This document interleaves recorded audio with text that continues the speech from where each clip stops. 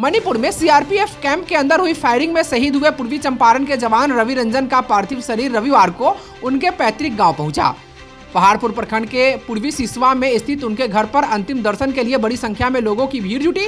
आपको बता दें कि 13 फरवरी की रात करीब 8:30 बजे सीआरपीएफ कैंप में हुई अंधाधुंध फायरिंग में रवि रंजन सहित 2 जवानों की जान चली गई थी, जबकि 8 अन्य जवान घायल हुए थे। 100 के गांव पहुंचते ही मातम का माहौल छा गया। परिजनों का रो रोकर बुरा हाल था। आसपास के क्षेत्रों से भी बड़ी संख्या में लोग अंतिम दर्शन के लिए पहुंचे थे। कांग्रेस के जिला अध्यक्ष इंजीनियर शशिभूषण राय उर्फ गप्पू राय ने शहीद के पिता राजा राम प्रसाद से मिलकर सांत्वना दी। कांग्रेस प्रदेश अध्यक्ष अखिलेश प्रसाद सिंह ने फोन पर परिवार से बातचीत कर हर संभव मदद का आश्वासन दिया। जिला अध्यक्ष श्री राय ने कहा कि भगवान शहीद रवि रंजन की आत्मा को शांति प्रदान करे, उनके परिवार को इस कठिन समय में सबल एवं साहस दे। उन्होंने कहा कि हम सब उन्हें हमेशा याद रखेंगे, उनका बलिदान कभी भुलाया नहीं जाएगा। ग्रामीणों के अनुसार रवि बचपन से ही बहादुर थे और देश सेवा का सपना रखे थे। उनकी अचानक हुई निधन से पूरा गांव स्तब्ध है। यह घटना न केवल एक परिवार बल्कि पूरे देश के लिए शोक का विषय है। इस भावुक मौके पर ब्रजभूषण श्रीवास्तव और सैदुर रहमान खान, रवि रंजन सहित भारी संख्या में स्थानीय लोग भी उपस्थित थे। सभी ने शहीद जवान के परिवार के प्रति संवेदना जताई और उनकी शहादत को सलाम किया। जन सुराज के प्रदेश अध्यक्ष मनोज भारती सोमवार को मोतिहारी पहुंचे। इस दौरान पार्टी से जुड़े लोगों ने उनका भव्य स्वागत किया, जिसके बाद पार्टी के कार्यकर्ताओं के साथ उन्होंने बैठक की और पार्टी को मजबूत करने सहित कई जरूरी दिशा निर्देश दिए। इस दौरान पार्टी कार्यालय में उन्होंने पत्रकारों से बातचीत करते हुए कहा कि बिहार में व्यवस्था परिवर्तन से ही खुशहाली आएगी। जब तक व्यवस्था में परिवर्तन नहीं होता है तब तक बिहार का विकास असंभव है। उन्होंने कहा कि व्यवस्था परिवर्तन के लिए नीतियां बनानी पड़ेगी। उन्होंने कहा कि बिहार में राजनीतिक दलों ने विकास के नाम पर जो गड़बड़ियां शुरू की वह आज भी जारी है। जन सुराज का लक्ष्य जनता को शिक्षा, रोजगार व स्वास्थ्य सुविधाएं उनके घरों तक पहुंचाना है। प्रदेश अध्यक्ष होने के नाते मोतिहारी का ये मेरा पहला दौरा है और इस दौरे का मुख्य उद्देश्य है जिले में और अनुमंडलों में हमारा जो संगठन है उस संगठन को मजबूती प्रदान किया जाए, उसको आगे की कार्रवाई के बारे में बताया जाए और उनको ये कहा जाए कि जन सुराज का जनता के प्रति क्या रुख होना चाहिए। सबसे पहली बात तो ये है कि हम बिहार में शासन पाने के लिए नहीं आए हैं। हमारी लड़ाई किसी राजनीतिक दल के साथ नहीं है। जन सुराज पार्टी बिहार में व्यवस्था परिवर्तन के लिए आई है और व्यवस्था परिवर्तन के लिए नीतियों को परिवर्तित करना ज़रूरी है। नीतियों को परिवर्तित करने के लिए हमें नीतियां बनानी पड़ेंगी और नीतियां बनाने के लिए ही हम अपनी सरकार बनाना चाहते हैं। तो हमारा मुख्य उद्देश्य यहाँ की सरकार को हटाना या अपनी सरकार को लाना नहीं, व्यवस्था परिवर्तन का है।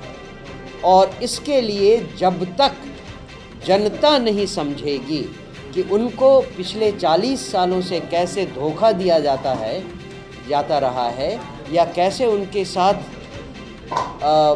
पार्शियलिटी की गई है, चाहे वो कांग्रेस हो, चाहे बीजेपी हो, चाहे लालू यादव हो, चाहे नीतीश बाबू हो, हर पार्टी ने, हर बड़े लीडर ने जनता को केवल बेवकूफ़ बनाया है, उनको धोखा दिया है। अगर ऐसा नहीं है तो 40 साल पहले बिहार जो देश में विकास के नाम पर सबसे निचले स्तर पर था, आज भी वहीं क्यों है? सबसे सीधी और सिंपल बात तो यही है। चाहे कोई पैरामीटर ले लीजिए, बिहार देश में सबसे नीचे पायदान पर आता है। तो विकास कहाँ हुआ? हम जनता को ये बताना चाहते हैं कि आपको कैसे धोखा दिया जा रहा है और अगर आपको ये समझ में आ गया कि कैसे धोखा दिया जा रहा है, तब आपके पास जन सुराज का विकल्प है, जिसे आप इस बार चुनिए।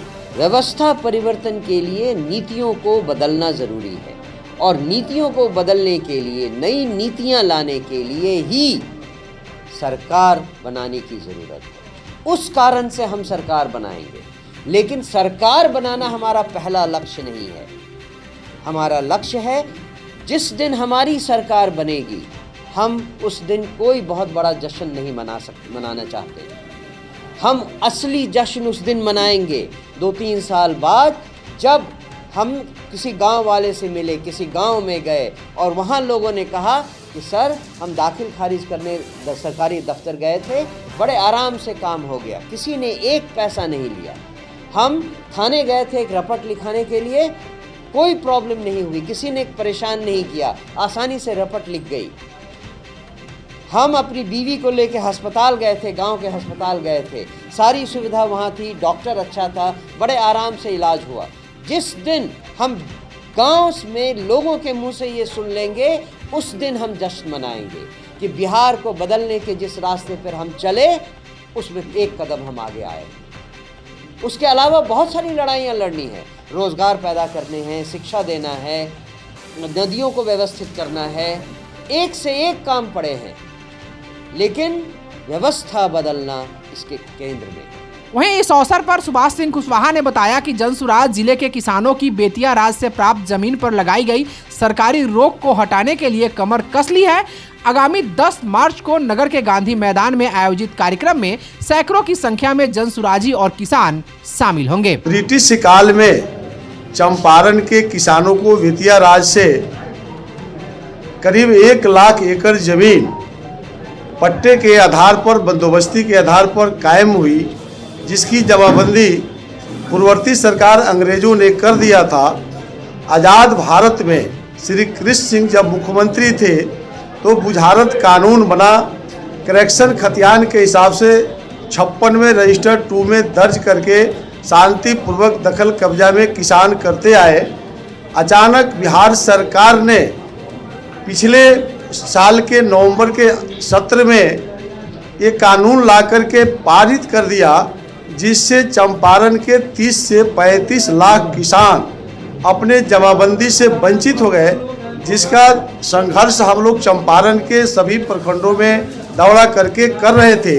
इस बीच में इस समस्या को लेकर के बिहार की तमाम राजनीतिक पार्टियां से हम लोगों ने संपर्क किया, कोई हमारी बातों को नहीं सुना। इस बीच में जनसुराज के संस्थापक माननीय नेता प्रशांत किशोर जी ने हमारी बातों को नोटिस लिया। डॉक्टर मंजर नसीम साहब की इसमें अहम भूमिका रही और हम लोगों को मिलाने में आपको नंद किशोर कुशवाहा जी सहित जब हम लोगों ने मिला और बड़ी गंभीरता से हमारी बातों को सुने और 1 सप्ताह उन्होंने कहा कि आप समय दीजिए। फिर 1 सप्ताह के बाद जब वो बुलाए तो हम लोग अपनी बातों को फिर कहा, उनके द्वारा आश्वासन दिया गया, आश्वासन ही नहीं पूर्ण रूप से कहा गया कि आप लोग हमारे साथ आइए, जनसुराज चंपारण के किसानों की लड़ाई लड़ेगी। चूँकि मैं गांधी की धरती चंपारण से ही पदयात्रा शुरू किया था, तभी यह समस्या हम जान गए थे, लेकिन आज स्पष्ट हो गया कि इसकी मूल कारण बिहार की सरकार है। तो उन्होंने आश्वासन दिया, आश्वासन ही नहीं दिया, कल उन्होंने पटना में स्पष्ट रूप से कहा कि यह जनसुराज की लड़ाई होगी, जो 1 सप्ताह के अंदर प्रदेश अध्यक्ष की उपस्थिति में पटना में बहुत जल्द बैठक होने वाली है। 1 सप्ताह 10 दिन के अंदर आप सबको नई चीज़ मिलेगी। आगामी 10 मार्च को मोतिहारी के गांधी मैदान में नीलहो कोठी और बेतिया राज से जो जमीन किसानों को मिला था, वह जनसुराज के संस्थापक नेता माननीय प्रशांत किशोर जी ने आश्वासन दिया है कि हम यह लड़ाई अंतिम दम तक लड़ेंगे और चंपारण के किसानों के हाथ से हम जमीन नहीं जाने देंगे। इस अवसर पर जिला अध्यक्ष रामशरण यादव, जनसुराज निर्वाचन मंडल सदस्य डॉक्टर मंजर नसीम, मुख्य प्रवक्ता अभय शर्मा, रविश मिश्रा, अरुण तिवारी, रजिया खातून सहित अन्य उपस्थित थे।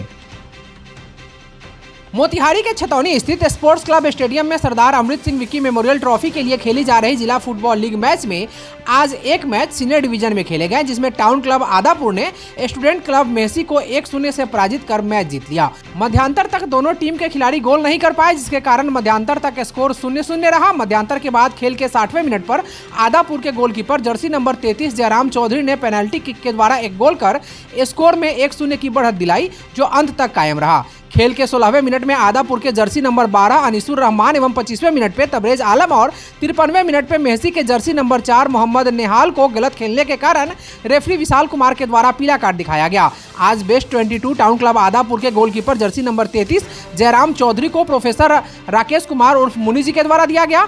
आज के रेफरी विशाल कुमार, चंद्रिका काजी, दिनेश गुप्ता, अनिमेश कुमार थे। आपको बता दें कि कल अंडर 14 का फाइनल मैच RDPS बनाम स्पोर्ट्स क्लब मोतिहारी के बीच 3 बजे से खेला जाएगा।